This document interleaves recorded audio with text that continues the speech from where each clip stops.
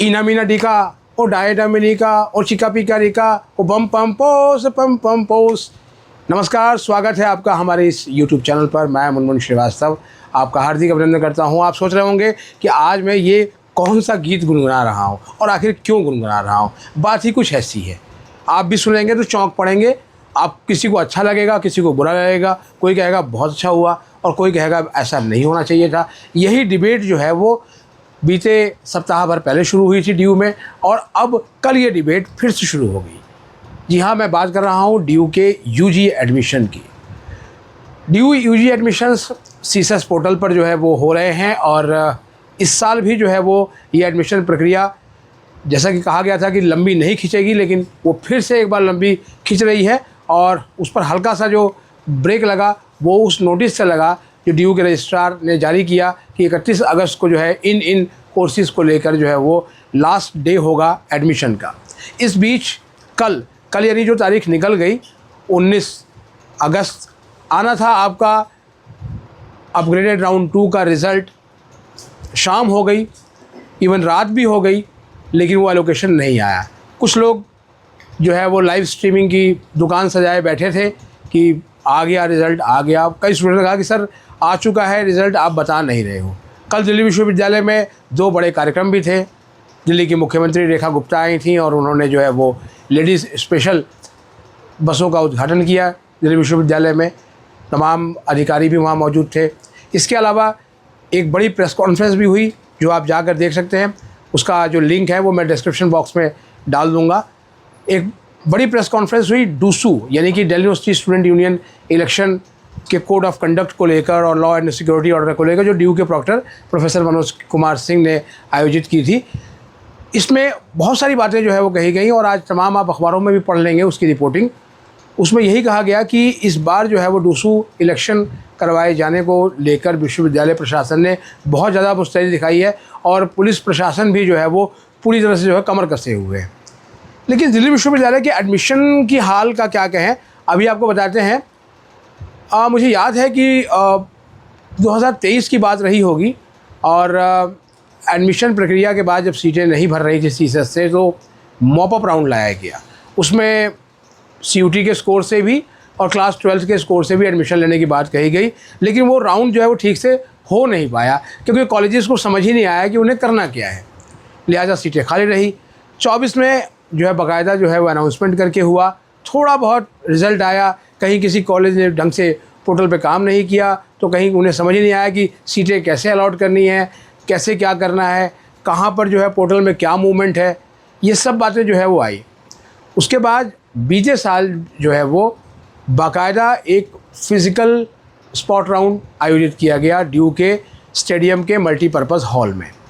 सीटें बहुत बड़ी संख्या में खाली थी, लेकिन बहुत कम स्टूडेंट्स को मिली। वहाँ हमने बाकायदा स्टेडियम पर जो है वो रिपोर्टिंग की और जो स्टूडेंट्स निकलते थे या जो उनके पेरेंट्स आए हुए थे उनसे हम पूछते भी थे कि सीट मिली या नहीं। कुछ को मिल रही थी, कुछ को नहीं मिल रही थी। अलग अलग उसको जो है पूरी पेचीदगी थी कि हमने मेल भेजा है वही आएगा, और इस डेट पे उसका होगा, इस डेट पे उसका होगा। बहुत ही जो फायर फाइटिंग वाली सिस्टम थी वो वही हुआ।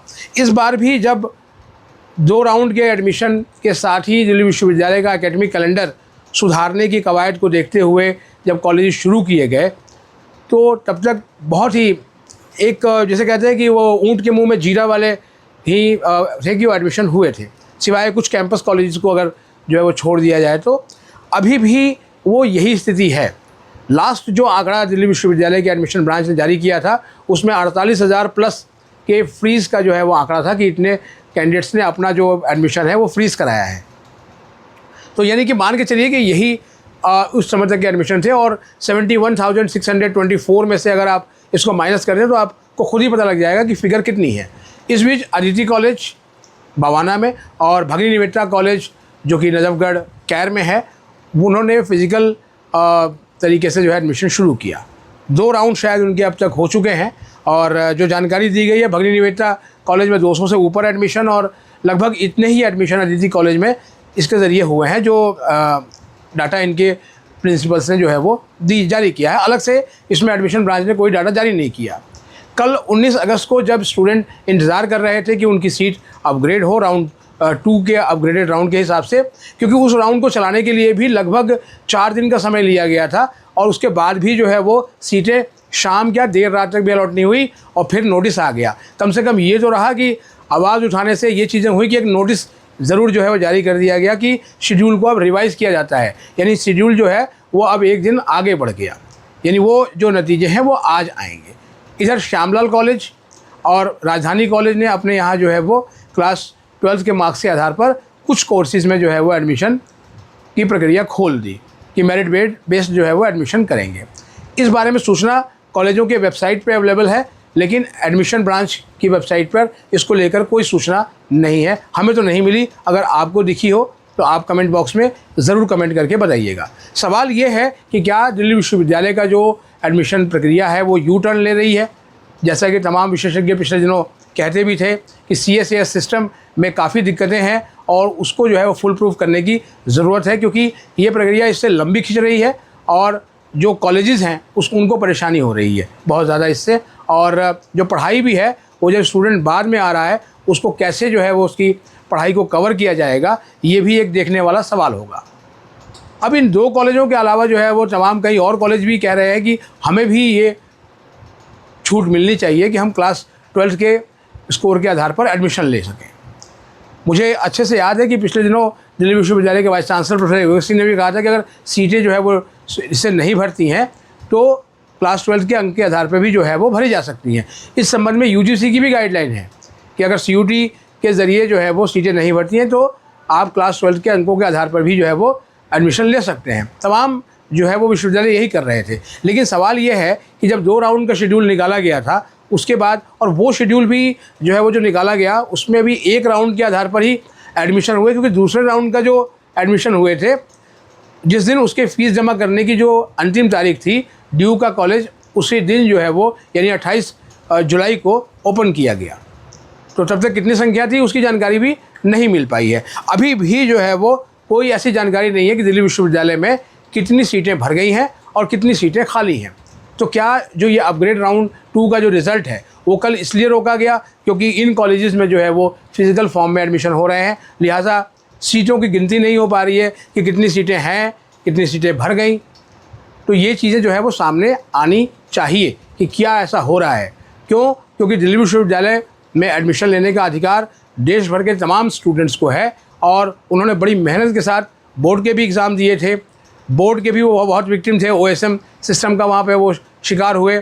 उसके बाद जो है वो CUT की भीषण गर्मी में उन्होंने बिल्कुल दूर दराज के सेंटर्स में जाकर परीक्षा दी और CUT का स्कोर हासिल किया। उसके बाद दिल्ली विश्वविद्यालय की बिल्कुल ही एक लंबी चौड़ी एडमिशन प्रक्रिया को लेकर भी लगातार जो है वो सवाल उठ रहे हैं। लेकिन ये जो यू टर्न है वो स्टूडेंट्स को थोड़ा सोचने पर मजबूर कर रहा है कि आखिर वो क्या करें। कुछ कॉलेजेस ने जो निकाली है सीटें, उसके आधार पर तो जो है वो काफ़ी सीटें जो है वो खाली हैं। अगर एक कॉलेज कहता है कि उसके यहाँ लगभग 120 सीटें खाली हैं, एक कॉलेज कहता है उसके यहाँ लगभग 160 सीटें खाली हैं, तो ये भी कोई छोटा मोटा नंबर नहीं है, क्योंकि कॉलेजेस में जो संख्या है वो 800 से लेकर 1200-1300 के आसपास की ही स्ट्रेंथ है हर कॉलेज में। तो इस पर विचार करने की ज़रूरत है कि आखिर ऐसा जो है क्यों हो रहा है, या फिर बिल्कुल अंत समय में जैसे कि कहा जाता है कि जब हम दर्जी से अपनी पैंट सिलवाने के लिए जाते हैं और दर्जी जो है वो पैंट की जो ब्लांग 1 इंच छोटी काट देता है तो उसके फ़ायदे बताना शुरू कर देता है। तो कहीं ऐसा ना हो कि जो है वो CUT के बाद CSAS सिस्टम के फ़ायदे बताते हम फिर से क्लास 12 के अंकों के आधार पर आ जाएं, क्योंकि सिस्टम तो एक ही होना चाहिए और उसको बहुत ही मुस्तैद करने की ज़रूरत है। और मैं बिल्कुल अपने पत्रकारिता अनुभव के आधार पर कह सकता हूँ कि CUT में अपनी खामियां हैं, पर CSAS का पोर्टल जो है अभी आज भी जो है वो विशेषज्ञों का, स्टूडेंट्स का, पेरेंट्स का विश्वास उतना अर्जित नहीं कर पाया है जितना कि होना चाहिए।